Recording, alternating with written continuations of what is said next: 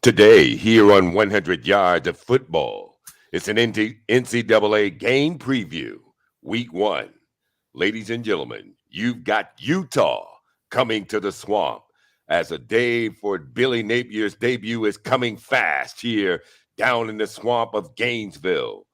Ladies and gentlemen, it's going to be a barn burner. As in the past, Napier again taking over the swamp. The Gators looking to bounce back after a respectable bowl game. But first, ladies and gentlemen, the Utes are fresh off a Rose Bowl berth and the best season they've had under Kyle Whittingham. But can they take advantage of the Gators after a huge home game that is expected to be a barn burner? Vincent Turner dissects it right here on 100 Yards of Football to tell us what will happen when the Utah Utes come down to the swamp to take on the Billy Napier-led Florida Gators. If you liked the video today, please come in and share it. I'm surely thankful and appreciative here of 100 Yards of Football. Special thanks to my producer, Logan Landis, for making it happen this morning. And thank you for that great introduction from my man, Mr. Bog Bass. College football game preview. The Utah Utes taking on the Florida Gators. I'm Vincent Turner. So when you talk about this college football game, it's going to open up the Labor Day weekend. So all I know is that the Utah Utes came in ranked number 7 yesterday in the AP poll. And they came off their best season last year. And you look at their head coach, Kyle Whittingham, he's 144-70 over his 17 years as the head coach of Utah. And I'm going to tell you about the Utes. They are still the best team in the Pac-12. And they had an outstanding season last year as winning the Pac-12 South, beating Oregon twice, then going to the Rose Bowl and playing toe-to-toe with the Ohio State Buckeyes. But when you look at the Utes, this is a big football game because, number one, the Utes are ranked in the top 10. Number two, it's good for the conference. And number three, why it's so much important for the Utes going this football game? Because they're supposed to beat a down Florida team. And if they win this football game, as we thinking throughout the country, then they can become a big-time player in the college football playoffs. But let's talk about them briefly here. When you look at the Utes, it starts with their head coach, Kyle Whittingham. Let me tell you something about Mr. Whittingham. He's a music savant. His favorite band is the Rolling Stones. So he kind of mentioned last week that when the Utes come into Gainesville, and they haven't played Florida since they played Florida in 1977. And that Florida team had Wes Chandler, Chris Collinsworth, Terry LeCount, Tony Green. He said, hey, the Utes are coming, and they're going to be like the Rolling Stones of going to the go-go, baby. So when the Utes step on the field in the swamp, they're going to the go-go. And they got a very good football team because they returned 13 starters. And when you look at a good football team, you got to look at they have a very good quarterback. Cameron Rising, the transfer from Texas, took over last year in the 4th game of the year. Utah went 9-2 and won the and played in the Rose Bowl. Last year, the young man threw for 2,400 yards, 20 touchdowns, and 5 INTs. And he was the guy that stabilized offense. Then they bring back a very steady running back that spawned the NFL. He's got NFL talent. Tavon Thomas had over 1,100 yards last year. First team all Pac-12, 21 touchdowns. Then they got a freshman coming in that ironically they beat out Florida. They get him in Jalen Glover out of Lakeland, Florida, Lake Gibson High School, 2,700 yards. So the Utes are pretty stout coming into this game offensively. And one thing about the Utes, you know they're going to be very good on the offensive line. They got 2 NFL prospects, Jerry Hump, Brandon Daniels. So the Utes are going to run the football, and they're going to have a very good offense that's going to score points. Defensively, if there's one thing about the Utes, they're well coached. And under Kyle Whittingham, they always had a stable defense, and they've had very good linebackers. The key out there, and what everybody's saying, can they replace Devin Lloyd at the linebacker position? But they're bringing in a transfer. Help is on the way. Muhammad Dabin. And guess where he played at last year? He played at the University of Florida. So his first game as a transfer, he's going back to the swamp. and playing against this old team, the Florida Gators. 170 career tackles, played in 37 games when he was there with the Gators. Then when you look at their youth, they've always been very stable on the defensive line. They got a new defensive line coach that's going to make them much better. He played with the youth. He was an All-American first-round draft choice of Detroit. Now, Luther Ellis has came home. He's came home to get that knowledge. So Utah's going to be very stout in the defensive line. They got a transfer by the name of Gabe Reed that's coming over from Stanford. But what the Utes are going to be really strong in the secondary. They got two guys that's going to play at the next level in the NFL. Clark Phillips III, as a former five-star NFL talent, is going to play the strong side boundary corner. And then they got Tavares Broughton. They got hurt last year. He's healthy now. He's another NFL talent. And if you know anything about the Utes from a defensive side of the ball, remember this. They have produced great safeties. Eric Weddle, well, they got three of them. Clayton Isabel comes from Illinois State. He's a two-time FCS All-American. They got my man, Mr. R.J. Herbert. He's the next great Utah safety. And then they got Cole Phillips. This is a well-coached football team in Utah. And they got a lot to prove coming down the swamp. And let me tell you this. Kyle Whittingham, this is his best football team because he's returning 13 starters. Their team that's going to be recognized on the college football playoff level, want to be part of them 4 teams going into 2023 and playing for a national championship. Make no bones about it. And they represent the Pac-12 conference. This is a huge game for them. Now, over to the Florida Gators as I break them down. You know, when you talk about football in Florida, it don't supposed to be happening like this. Last year, Dan Mullen, the Gators ended up losing 5 games. They fired Mullen.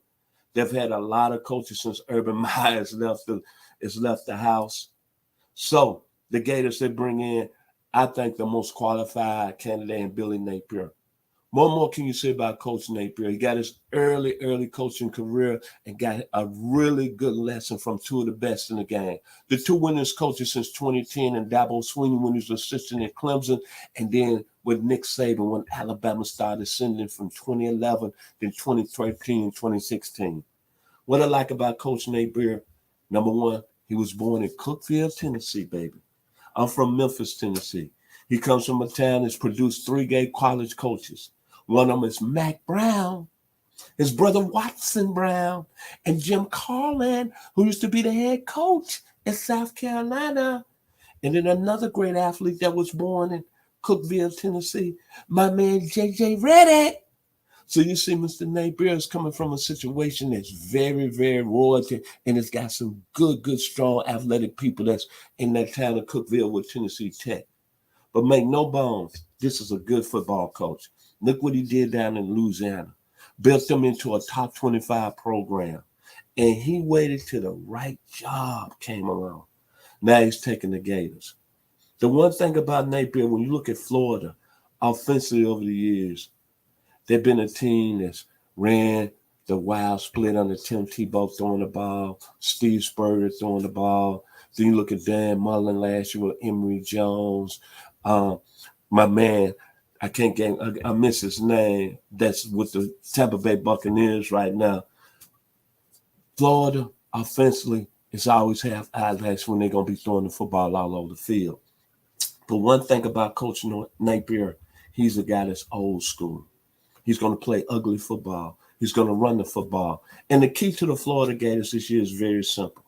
Can Coach Napier coach up, I think, the best player on the team? It starts at the quarterback position, Anthony Richardson, a guy that I consider Michael Vick at 6'4", 237.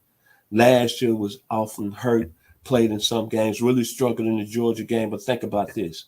Here's a guy last year that had 8 explosive plays over 20 yards. He had 2 touchdowns that he took 80 yards. They say in the spring, he's really improved his accuracy. If Florida is going to be decent on the offensive side of football, Anthony Richardson has to stay healthy, and he's got to be the Michael Vick was when he first came in college football, when he stepped on the scene with Virginia Tech. Anthony Richardson's got to have to have that kind of year. Then you look at the Gators.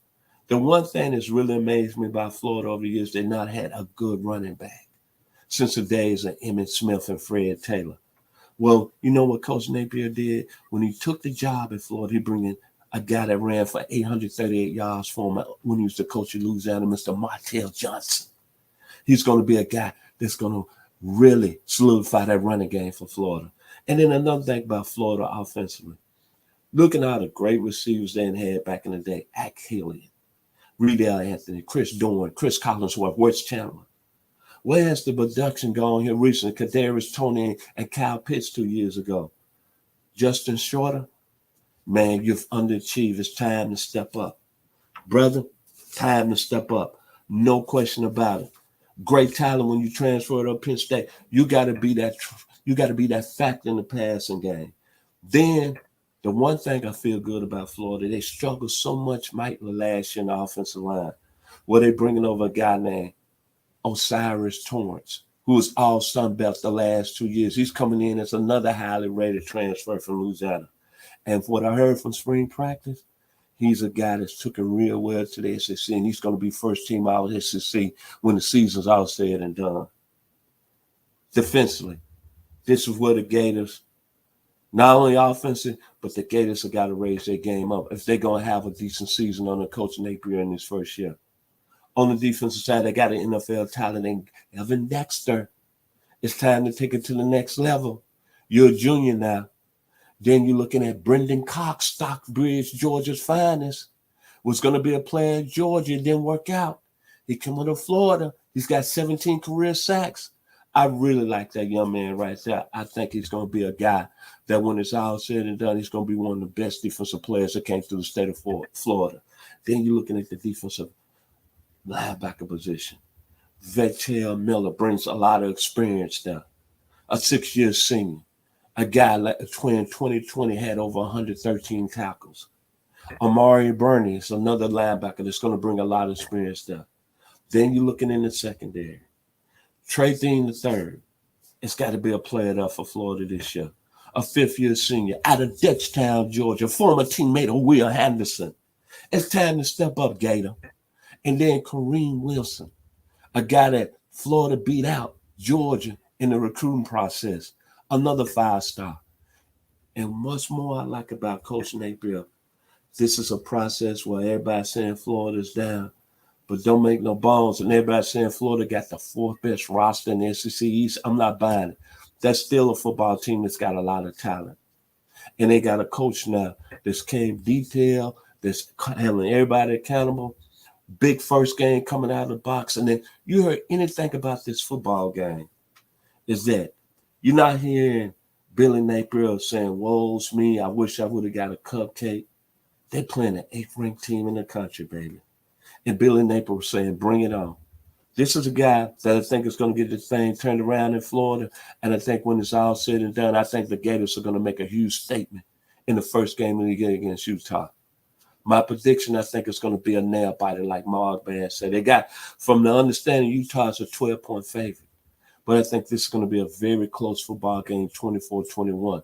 And I think Florida is going to surprise the people, but I think Utah's going to squeeze by because I think they got the more experienced team, and I think they have a lot more improved. But make no bones, the Gator Nation is going to turn around under Billy Napier. So my final prediction, as you just heard me, I'm taking Utah in a very close football game, 24-21.